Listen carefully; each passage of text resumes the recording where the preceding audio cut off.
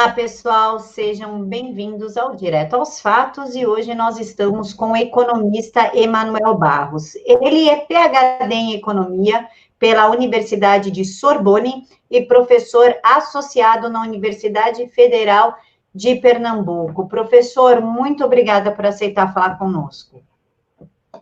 Eu que agradeço, é muito bom estar com vocês novamente. Já tivemos uma rodada de entrevistas e estou aqui novamente para esclarecer a população brasileira. Isso é o mais importante. Então, tudo que pudermos fazer para esclarecer, estamos aqui às ordens e apostas para o nosso povo brasileiro, que precisa de informação. É isso. Muito prazer e obrigado. Professor, boa tarde. Muito obrigada por estar aqui de volta no Direto aos Fatos. A gente vai agora atualizar, né, a nossa conversa, que aconteceu um pouco antes dessa maluquice de pandemia, de Bolsonaro, Mandetta, Rodrigo Maia, STF. E eu quero começar fazendo uma pergunta referente a um texto que eu li da sua autoria, que se chamava Por que a proposta do Rodrigo Maia é um tiro no pé? Como é que fica essa história de contas públicas, aprova coisa, não aprova coisa, põe jabuti no orçamento, tira o jabuti do orçamento? Explica para nós um pouquinho, professor. É um tiro no pé porque nós estamos retirando o ganho das futuras gerações. Aí as pessoas perguntam, como, se eu estou ajudando hoje as pessoas na pandemia, eu estou tirando do futuro os ganhos das futuras gerações? É simples, é que o governo ele está se endividando, ele está gerando títulos no mercado. Então, os investidores nesse processo vão observando que o Brasil está ficando cada vez mais endividado para saldar uma dívida, porque o governo está pegando esse dinheiro, repassando para os estados e municípios, se for aprovada a PEC dos moldes que o Rodrigo Maia quer, que o deputado Rodrigo Maia quer, não importa o limite, vai sendo repassado para os municípios e estados para eles cobrirem e manterem as pessoas em quarentena.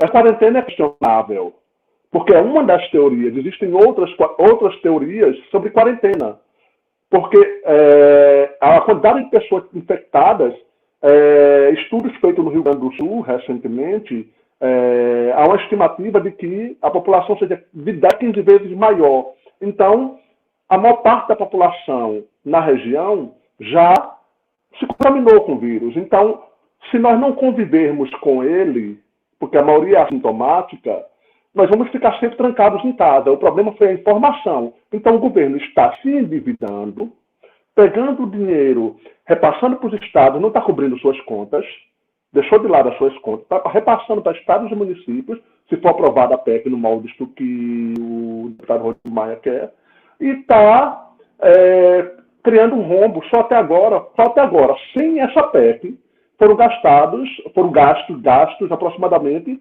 R$1 trilhão. Imagine com ela, quando você passa 6 meses custeando estados. Então, o que é que você sinaliza? Você sinaliza para os investidores que não vai ter condições de honrar seus compromissos. Então, os investidores que... Imagine você investindo numa empresa, no mercado de ações, para o governo é como se fosse uma empresa no mercado de ações. Você está investindo e você não consegue... você investe para 5 anos, para ter um retorno em 5 anos, e em 2 anos ela vai falir. Então, o seu investimento foi por terra, não serviu de nada. Então, os investidores olham médio e longo prazo, eles olham esse período, eles não olham o que está sendo feito agora para resolver. É como eles estão negociando o médio e longo prazo. Porque o investimento deles, o governo está emitindo títulos para 2030, para 2035, para 2040, para 2025, porque ele não tem condições de honrar o valor completo do título agora. Então, essa proposta de cobrir o orçamento da União, a União cobrir os estados, é totalmente inviável, porque o que é certo, cientificamente falando, vamos falar de ciência. Se a ciência diz que se você se endividar, você não tem mais credibilidade no mercado, você vai gerar inflação no seu país, vamos estourar igual a Venezuela, existem modelos comprovados que mostram isso, os modelos pós-keynesianos, que são aqueles que defendem uma visão da atitude do governo em momentos de crise, como agora, que é a política adotada por Paulo Guedes. Então, pelo ministro Paulo Guedes. Então, o que acontece? Eles vão ver a insolvência daquele país e não vão gerar mais, e não vão buscar mais aqueles títulos. Não é o governo jogar o título para vender, é quem queira comprar esses títulos. E outra coisa, vai reduzir impostos. Eu vou reduzir, os governadores querem esse dinheiro para poderem reduzir o ICMS e manterem ainda o mesmo patamar que tinha antes da crise. Então é um dinheiro pra caramba, é muito dinheiro. Imagine cada estado da federação, cada município, o governo custeando tudo. O governo, ele quem garante o financiamento do governo? O mercado financeiro, que tanto a esquerda critica. Essa esquerda, ela critica o mercado financeiro porque está favorecendo investidores que não rendem nada físico no país, mas são eles que estão comprando os títulos para o governo reverter para os estados e municípios. Os estados e municípios, eles, como é que chama? Eles estão num patamar em que eles não têm arrecadação nenhuma de ICMS nem de ISS. Estamos numa situação caótica, as pessoas estão perdendo emprego. A cada dia deixa de gerar 200 milhões de reais no Brasil. Então, é muito dinheiro. Quanto emprego isso equivale? Então, essa é a pergunta que nós devemos fazer. Isso foram dados estimados pelo próprio Banco Central. Então, o que acontece? O governo, à medida que ele vai se endividando para satisfazer estados e municípios, que é a proposta do Rodrigo Maia, ele vai perdendo credibilidade no mercado financeiro, que tanto a esquerda critica, que é justamente ele que está financiando. O investidor não é obrigado a comprar título do governo brasileiro. Ele pode lançar títulos e não ter quem compre. Então, eu preciso de uma contrapartida. Qual é a luta do presidente Bolsonaro em relação à proposta do Rodrigo Maia? Que os estados tenham um limite até onde o governo pode ajudar. Ou então, deem uma outra contrapartida. Então, todo mundo tem que se sacrificar nesse processo. E o processo de reabertura agora se remodelou. Então, ficou mais explícito o problema real por trás, que era dinheiro. Que era dinheiro para manter a máquina pública, de estaduais e municipais. Enquanto Mandetta estava no poder, estava no ministério, ele vinha com aquela cara sisuda, mostrando que não, porque tem que ir aos poucos, tem que ter infraestrutura. Você vê que nós vemos que a conversa do novo ministro já é outra. É esclarecer a população para ela perder o medo e sair para fora de casa. Então, o governo, de um lado, está paralisado, porque o STF tirou o poder do governo de impedir isolamentos. E deu esse poder aos estados e municípios. E, inclusive, o poder de dizer o que é essencial e o que não é. O máximo que o governo pode fazer agora é uma medida provisória ou um projeto de lei. Medida provisória provavelmente vai caducar, porque o Congresso está brigando forte com o governo. E o projeto de lei vai levar muito tempo para ser analisado, porque não é de consenso esse projeto de lei. Então, o que acontece? E quem pauta o projeto de lei é o presidente da Câmara, Rodrigo Maia, o deputado Rodrigo Maia. Então, o que acontece? Se o governo, se for aprovado nesses moldes da PEC, o governo vai ter problemas de insolvência no futuro. Ele não tem condições de gerar esse dinheiro todo, porque não tem quem compre. Ele não pode vender no mercado de ações se não tem quem compre, quem queira aqueles títulos, a não ser que pague um seguro muito elevado. E nesse momento, taxas de juros estão em baixa, os preços das ações estão em baixa, o ganho do governo emitindo títulos, ele precisa emitir muitos títulos para ter a mesma contrapartida em dinheiro. Então, estamos com o mercado financeiro lá embaixo. Quem investe na Bolsa sabe que esse é o momento de comprar. Então, você vai comprar títulos muito baratos, o governo não vai arrecadar quase nada, porque os preços estão lá embaixo. Então, vai ser forçado no futuro a aumentar a taxa de juros, aí aumenta a taxa de juros do cheque especial, do cartão de crédito, e as pessoas já estão perdendo emprego. Então, vai vir tudo isso. Por quê? Porque nós quisemos hoje estar numa quarentena por medo, de alguma forma, foi um medo propagado pela mídia inicial, e temos que ficar em casa, que até o ministro Mandetta, ontem na saída, falou, não devemos dar um passo além do que já foi ensinado. Como é que a pessoa diz isso? Então, ou seja, quer que a pessoa fique confinada? Então, esse passo tem que ser dado pela população sentindo o processo. Então, o foco do Ministério agora é esclarecer as populações para perderem o medo. Ele já sinalizou isso. Foi a primeira sinalização do novo ministro da Saúde, o que é muito bom. Ou seja, vai prezar pela liberdade de cada um de ir e vir e de poder tomar suas decisões de começar a sair, sem ter prejuízo para a sua liberdade de ir e vir, que é uma garantia constitucional. É uma cláusula pétrea.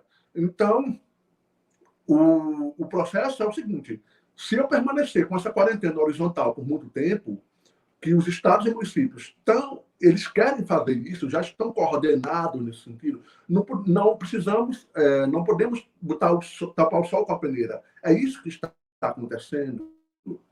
Então, vamos ter uma falência enorme nos estados.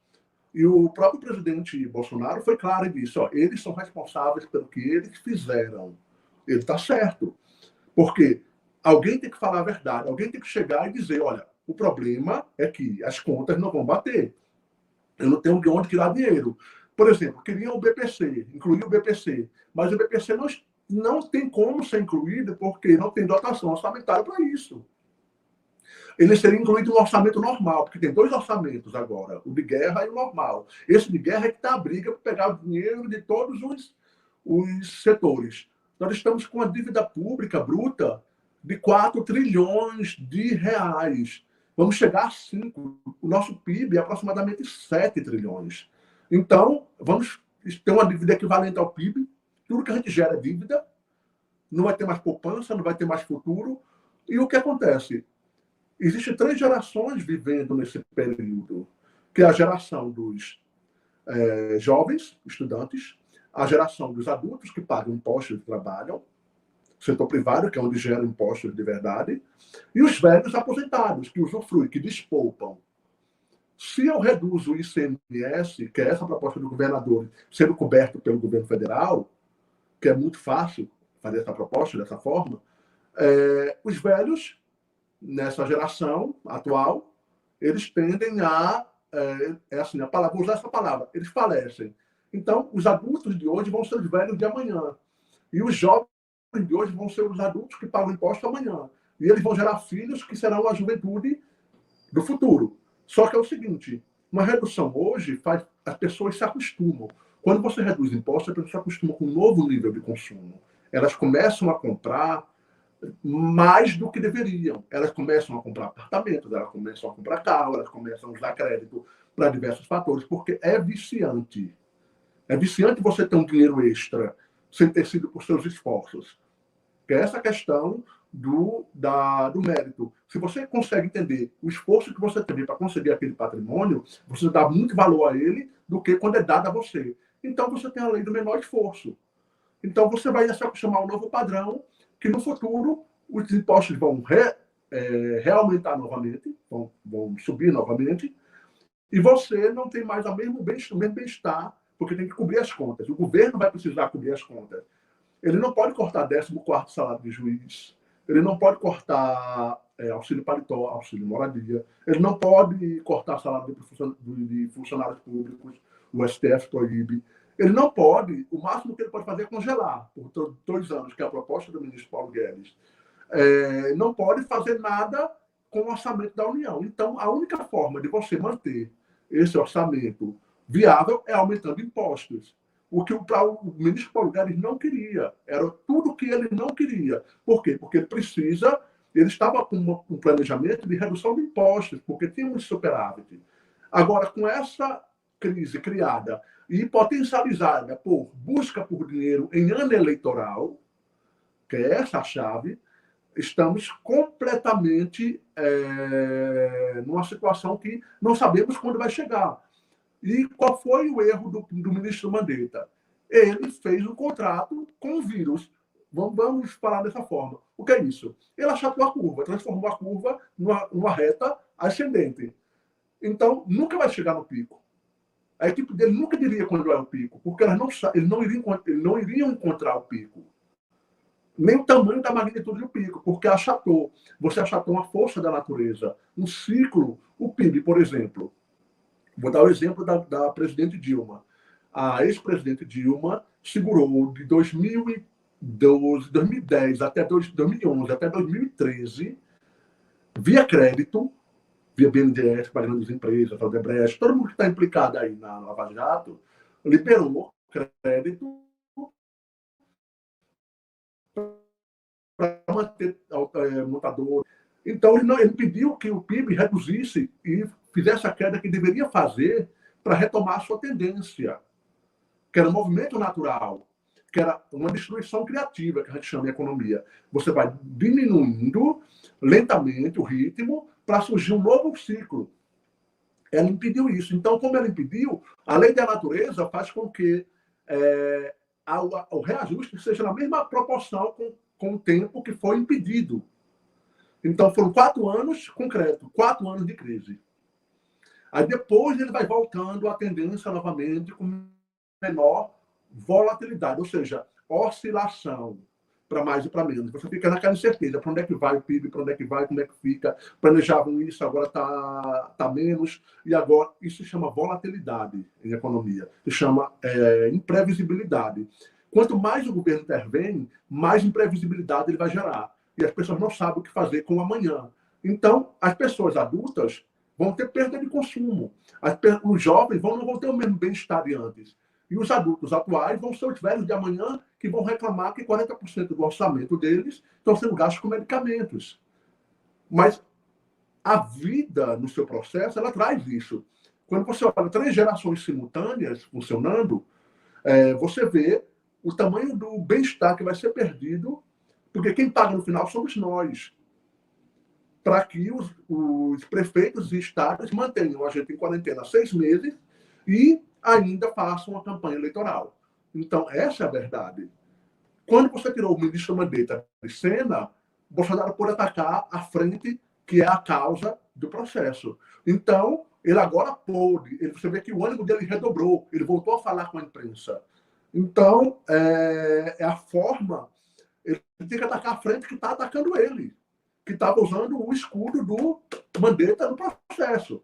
Então, nós estamos remodelando esse processo. Vamos esperar os próximos dias para ver como o ministro da Saúde vai agir. Mas ele já deu um sinal. As pessoas vão, por livre e espontânea vontade, se conscientizar que não é isso tudo. Então, essa é a ordem. Diga. O Congresso desfigurou todo o plano Mansueto, que a princípio era um plano muito bom, era um plano que a maioria dos deputados tinha sua aprovação em sua maioria, e o Rodrigo Maia, com seus cupinchas, acabaram manipulando, transformando aquilo num Frankenstein. Como é que fica esse plano a partir de agora na questão da economia, do sistema econômico do governo federal? O plano Mansueto, ele foi pausado, ele não foi abandonado, digamos assim. Ele criou-se um orçamento de guerra. Esse orçamento de guerra pode tudo. Então, o governo está lutando para dizer o seguinte, não pode tudo. Tem um limite para as coisas. Então, o plano Mansueto vai ser discutido no orçamento normal, que começa o ano que vem, com um déficit de menos 149 bilhões projetado, aproximadamente. Agora, nesse orçamento de guerra, o déficit desse ano vai ser de aproximadamente 600 bilhões. Olha, estávamos projetando 129 e passamos para 600. Por quê? Porque tem juros a ser pago. Eu contraí novas dívidas, tem juros a ser pago, tem dinheiro, dívidas a serem pagas e a serem retomadas pelo governo federal, se for aprovada a PEC, para os estados e municípios. Imagine no valor agregado total, se o governo pudesse quitar a sua dívida. Ele não tem condições de quitar mais essa dívida e para favorecer estados e municípios que querem manter as pessoas em quarentena. Então, é bom frisar, a vitrine caiu. A vitrine caindo, apareceu o personagem principal. E esse personagem principal é que está atuando por trás daquela vitrine, que era vamos pensar na saúde, vamos ficar em casa, temos que comprar equipamento, temos que mandar 40 aviões para a China. Era isso. Então, agora nós temos a real situação. O presidente Bolsonaro levou 3 semanas articulando a demissão do ministro Mandetta, por causa da popularidade dele, todo esse processo. Do mesmo jeito, ele lançou um novo desafio. Então, vamos confiar nesse processo de articulação dele. Ele nunca falhou nas suas articulações. Então, estrategista de guerra sabe como agir com um e com o outro. Não foi à toa aquelas falas que ele falou. Não foi no calor da emoção que ele disse aquilo. Teve um propósito. Teve reações do Congresso, do Senado e tudo mais. Inclusive, o presidente Davi Alcolumbre, que é o presidente do Senado, colocou na gaveta o projeto, que era o verde e amarelo, da PEC, que iria beneficiar jovens. 2 milhões de jovens iriam conseguir empregos com flexibilizações de suas jornadas e seus benefícios, mas teriam um emprego. Então, isso sinaliza um pouco a revanche que o Congresso está dando. O Congresso não está distribuindo flores, como o Rodrigo Maia falou. Jamais pretendeu fazer isso. Aquilo ali é um discurso político, porque o Bolsonaro escancarou a verdade ali. Então, ele precisava vir com o discurso das rosas, porque ele não tem argumento para dizer que não é.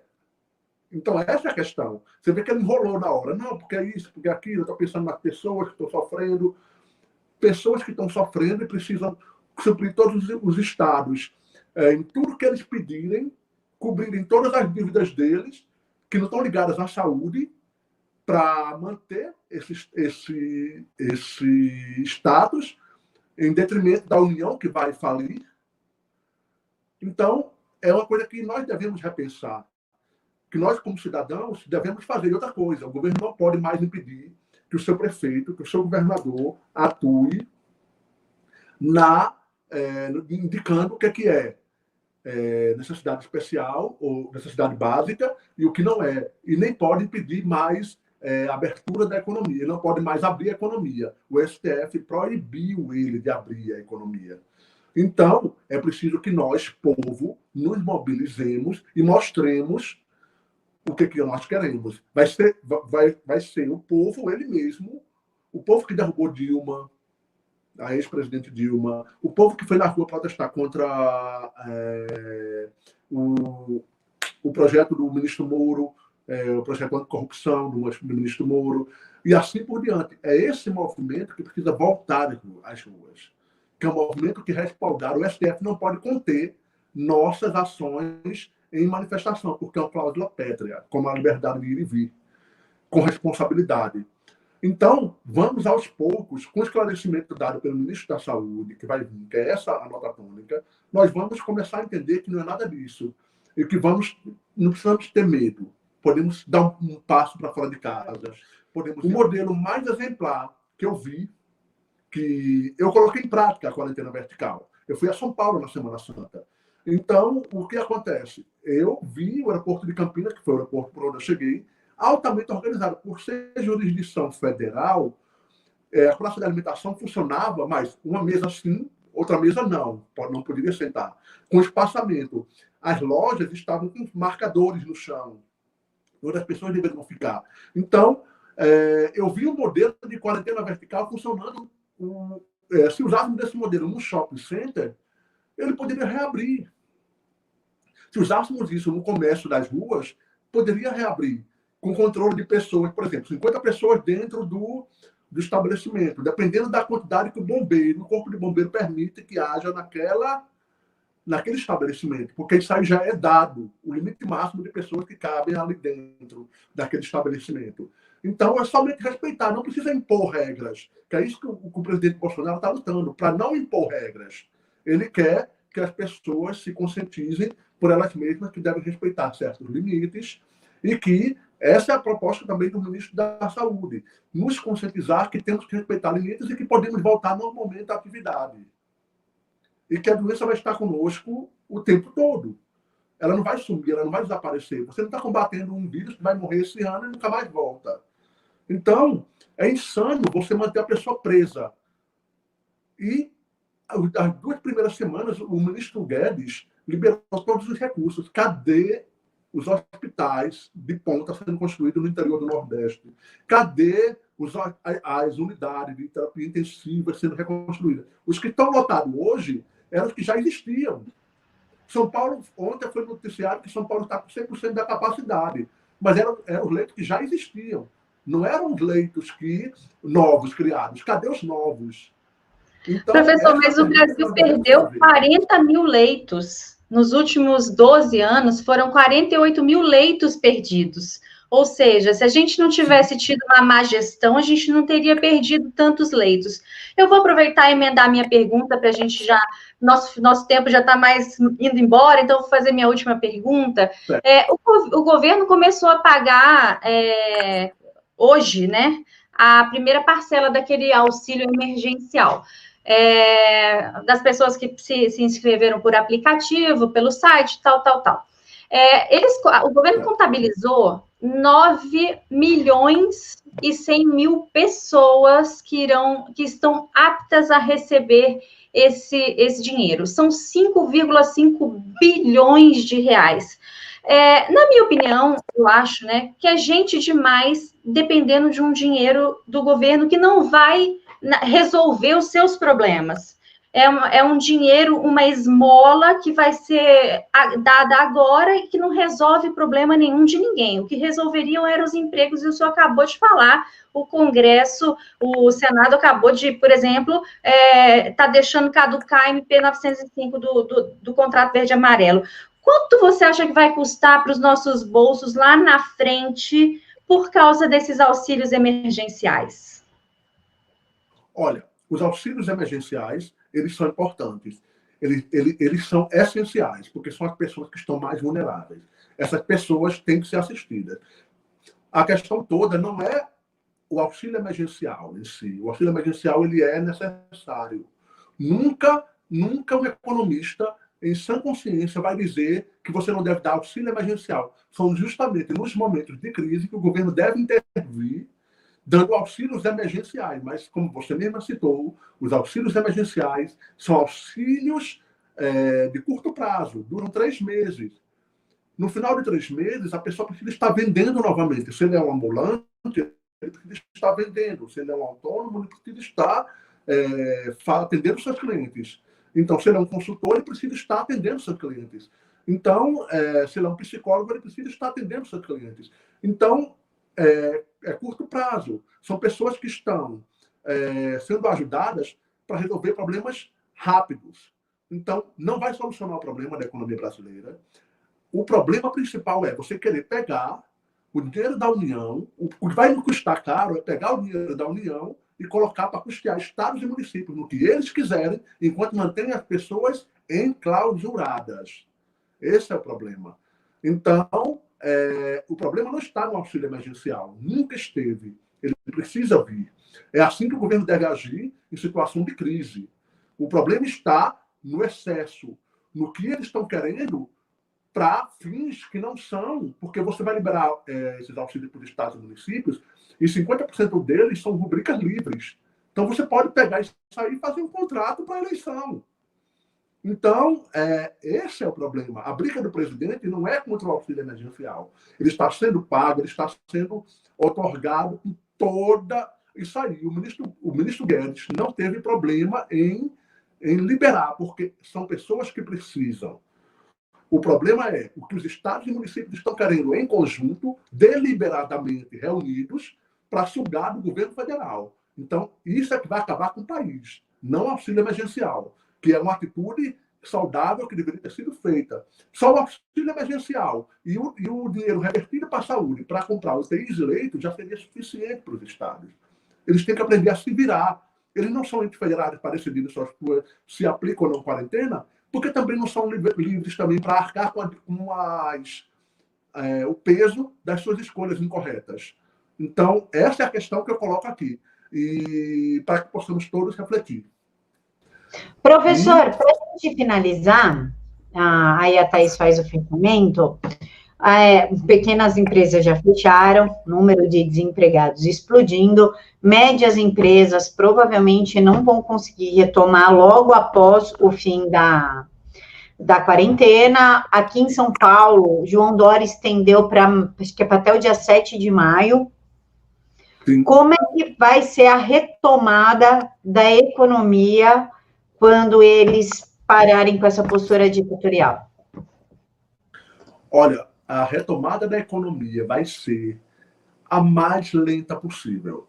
Por quê? Porque é o seguinte, você, sociedade, foi bombardeada por pânico. Então, primeiro, eu tenho que fazer uma campanha, que é o que o Ministério da Saúde vai fazer, para tirar você de casa, conscientemente. Você vai sair de casa, você não tem certeza que vai ter seu emprego. Então, você não vai comprar. Então, não adianta abrir loja de sapato, não adianta abrir loja de paletós, não adianta abrir C&A da vida, abrir Riachuelo. As pessoas não vão comprar porque elas não têm certeza do que vai acontecer com elas no futuro.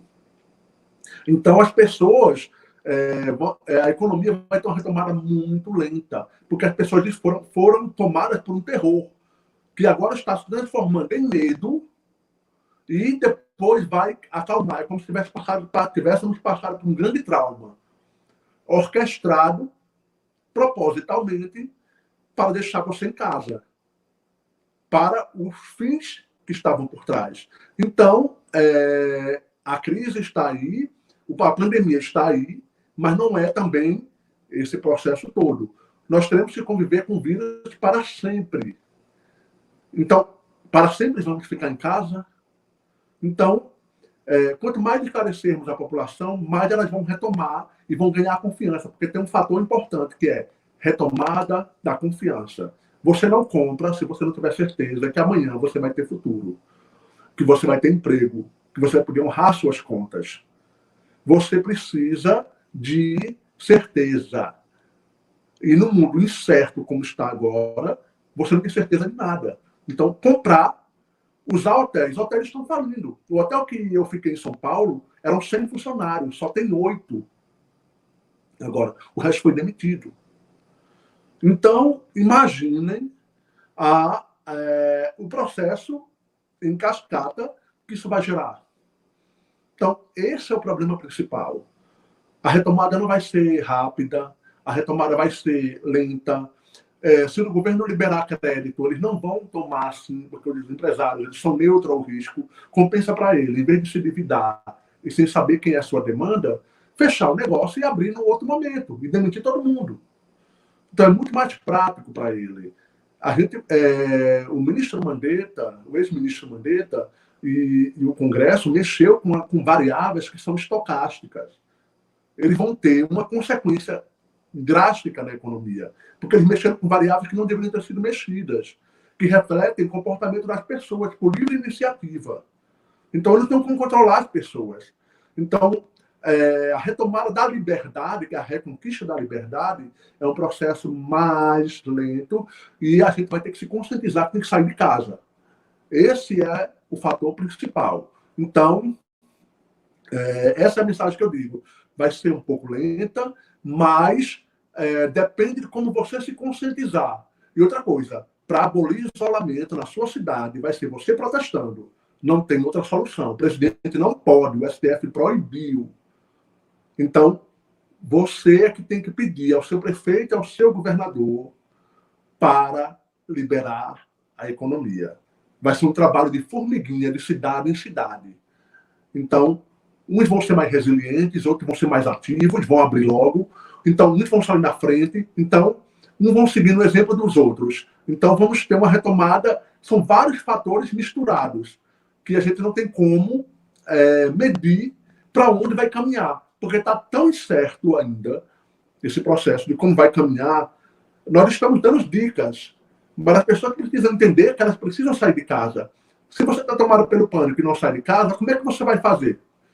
Não adianta nada chegar para você, olha, você só vai ter salário, você só vai ter emprego se você sair de casa. Se você não quer sair de casa, o que é que pode fazer? Ninguém vai lhe amarrar, você vai ficar em casa, vai ficar sem emprego. Então, cada um vai arcar com suas consequências. Cada cidade vai arcar, cada povo de cada cidade vai arcar com suas consequências ideológicas, que na verdade nunca deixou de ser ideológica a sua visão de mundo. As mais esquerdistas vão sofrer mais.